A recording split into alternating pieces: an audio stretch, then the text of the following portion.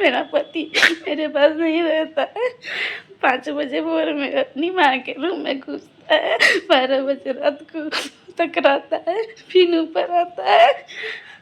हम जाते हैं तो उसकी माँ कहती है मेरे बेटे के पास नहीं रहने देती है, दिन में किल्ली लगा लेता है, दिन भर रूम में रहता है और कहता है बेटा अपनी माँ के साथ लंगे घूमता है, सोता है, गंदा गंदा बात करता है, अश्लील बात करता है मेरा पति। और हमको बहुत टॉर्चर करता है, दोनों मिलकर हमको मारता पीटता है, हमको बहुत टॉर्चर करता है।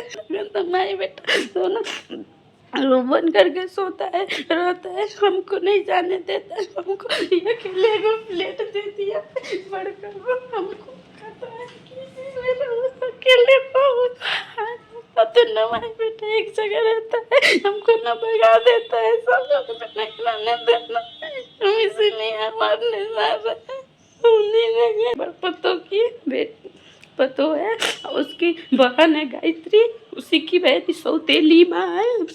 माँ तो एकदम नहीं लगता है मियाँ बीवी है। उसी है ना शादी करवाइए, फंसेगी तो वो भी फंसेगी, हमको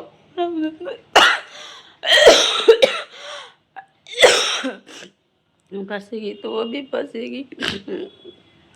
अभी आप देख सकते हैं कि हमारे साथ वही मजबूर पिता हैं जिनकी बेटी रो रो करके चिल्ला चिल्ला करके प्रशासन से, समाज से न्याय की गुहार लगा रही थी कि हमको न्याय दीजिए, लेकिन उस बच्ची को न्याय नहीं मिला। और जो उसके पति थे, उसकी सौतेली माँ के साथ उसका संबंध था और वो लड़की देख ली थी, विरोध करती थी। उसके बाद उसके साथ मारपीट इतना किया गया, इतना टॉर्चर किया गया कि आज वो दुनिया छोड़ करके चली गई, खुदकुशी कर ली। उसके बाद इस मजबूर पिता की कहानी हम इन्हीं से जानेंगे कि कब ये शादी किए थे बच्ची का और क्या हुआ था उस लड़की के साथ। जैसे एक मेरी बहन का पुतोह है बड़ी जी, ठीक है, सासाराम में रहती है। हम लोग को अगले से कोई ताल्लुकात नहीं था, जानकारी नहीं था। उसका रिलेशन था एक उसका भौजाई से, और वो जो गढ़वा में रहती है, और गढ़वा में रहती है वो, जैसे वो अपना भौजाई को बोली कि देखिए 2 बच्ची है और पैसा उनके पास होटल है, पैसा बहुत है, खूब धूमधाम से पैसा खर्च करेंगे, हाँ किसी चीज़ का कमी नहीं होने देंगे। तो वो जो है वो अपनी भौजाई को बोली, भौजाई अपने बहन को बोली, यहाँ जो पटना में गोला रोड में रहती है, तो उसका लड़का का सौतेली मतारी है। तो सौतेली मतारी जो है उसका लड़का के साथ पहले के अवैध संबंध था, हम लोग को जानकारी नहीं था। हम मतलब बच्ची के शादी से पहले? हाँ। अच्छा। तो हम लोग को जानकारी नहीं था। हम भगिन पुतोह के विश्वास पे इतना ना बोली कि ऐसे है, बहुत पैसा वाली है, तो फलाना है, बहुत मानेगी, एगो बेटा है, लड़का इंजीनियर है, लड़का नौकरी करता है, 70-80 हज़ार रुपया वेतन कमाता है। तो वो कुछ लड़का इंजीनियर है? हाँ, लड़का इंजीनियर बोला है। हाँ। तो उससे आदमी पूछे, उसी विश्वास पे हम लोग कर लिए कि एगो लड़का है 70-80 हज़ार कमाता है। तो हम इंजीनियर है कि झूठ बोला था? झूठ बोला था। अभी जॉब फॉब करता नहीं है, ऐसे दिन रात घर ही में घुसा हुआ रहता है। अच्छा। और माँ के साथ उसका अवैध संबंध है।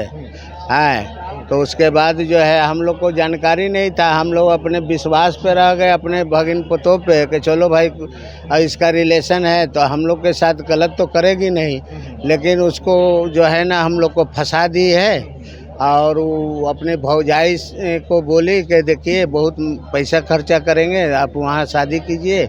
उसकी मौसी अपनी बहन से बोल करके वो लोग मिली भगत से ये लोग को सारा रिपोर्ट मालूम था कि इस तरह का संबंध है। अच्छा। फिर भी वो लोग जो है छुपा करके हम लोग को देखे कि भाई 2 किता मकान है ये है। फिर आपको बोल रहा था कि बेंगलोर में फ्लैट है, फिर बताया कि खगोल के आगे अपार्टमेंट है। तो हम बोला कि इतना है, बहुत है, हम लोग को क्या लेना देना था। झूठ सच बोल करके साजिश के तहत आपकी बेटी का शादी करा दिया। 2 किता मकान हम लोग देखे हैं। हाँ। गोला रोड में है कि देखो, लड़का को भी समझाए कि देखो ठीक ठाक से रखो, लड़की को तुम्हारी पत्नी है, तुम ऐसा नहीं करो कि गलत हो। है तो फिर नहीं पापा करने लगा। तो हमने देखे कि चलो अब सुधर जाएगा लड़का, लेकिन लड़की तो 24 घंटा वहाँ घर पे रह रही है।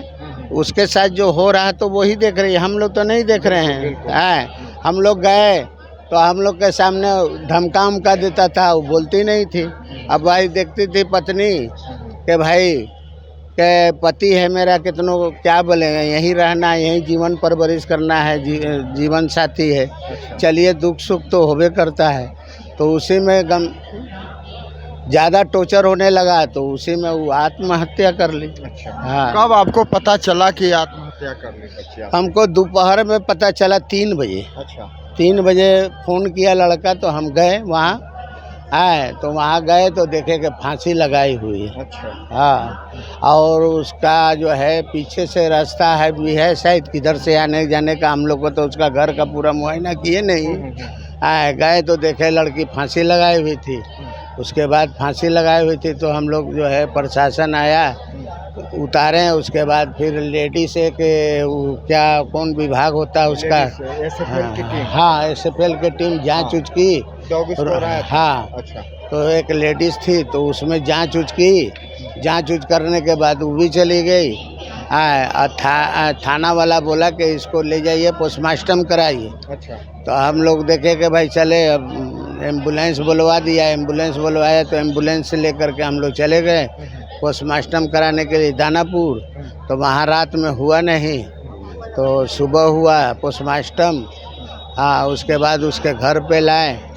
हाँ, उसकी मतारी पहले ही से भाग चुकी थी। अच्छा, मतारी भाग चुकी? हाँ, बेटा था। हाँ।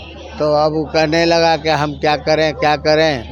तो अच्छा, एक चीज़ आप अब बताइए कि उसकी मतारी पर कर रहे हैं, कोई मतारी बेटा के साथ संबंध बनाता है? ऐसा आज के युग में कुछ भी हो सकता है। यहाँ बाप बेटी के साथ संबंध बनाता है। बाप मतारी बेटा के साथ क्या, किसी के साथ संबंध जमाना। आपकी बेटी देख ली थी क्या, इसीलिए वो विरोध करती थी तो उसको मारने पीटने लगता था, डराता था। डराने के कारण जो है आत्महत्या कर ली। कितना दहेज दिए थे बेटी को? हम 7 लाख रुपया तिलक दिए थे, जिसके उसके बाद 6 लाख रुपया का जेवर दिए हैं। पूरा सामान सुई से लेके धागा तक, फ्रिज से लेके टीवी से लेकर के 50,000 का टीवी दिए। डबल डोर का जो है सोफ़ा पर जितना सामान होता है, मतलब कोई सामान कमी नहीं किए। और उसके बाद भी जो उसकी माँ जो है ना बराबर कहती थी कि मेरा बेटा को गाड़ी किना दीजिए, मेरे बेटा को गाड़ी किना दीजिए। 2 बार ये भी हुआ।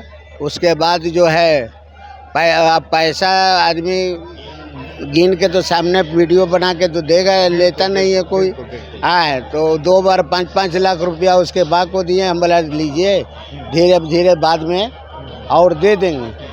और उस बीच में यहाँ बेटी का शादी किए थे? 28 नवंबर को किए थे 2023 को। अच्छा, मतलब साल भी अभी नहीं अभी लगा। साल नहीं लगा है। और आपको पाटलिपुत्रा जो है स्टेशन के पुल के नीचे एक कौन रोड गया है, उसी रोड में कमेटी हॉल है। उसी कमेटी हॉल में वो शादी हुआ था।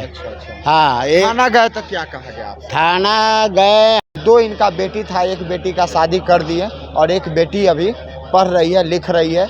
उसका भी आगे का भविष्य ये सोचेंगे, लेकिन फ़िलहाल उस बच्ची का इंसाफ के लिए ये गुहार लगा रहे हैं बिहार के बड़े पदाधिकारी से, सीनियर पदाधिकारी से। और थाना वाला कहते हैं इनको, थाना वाले इनको कहते हैं कि आपके केस में उसे बेल मिल जाएगा, वो तो थाने से मिल जाएगा। कहीं ना कहीं उसे डराया जा रहा है, धमकाया जा रहा है, मामला को दबाने का प्रयास किया जा रहा है। तो इस वीडियो को ज़्यादा से ज़्यादा शेयर कीजिए ताकि इस मजबूर पिता को इंसाफ मिल सके। धन्यवाद।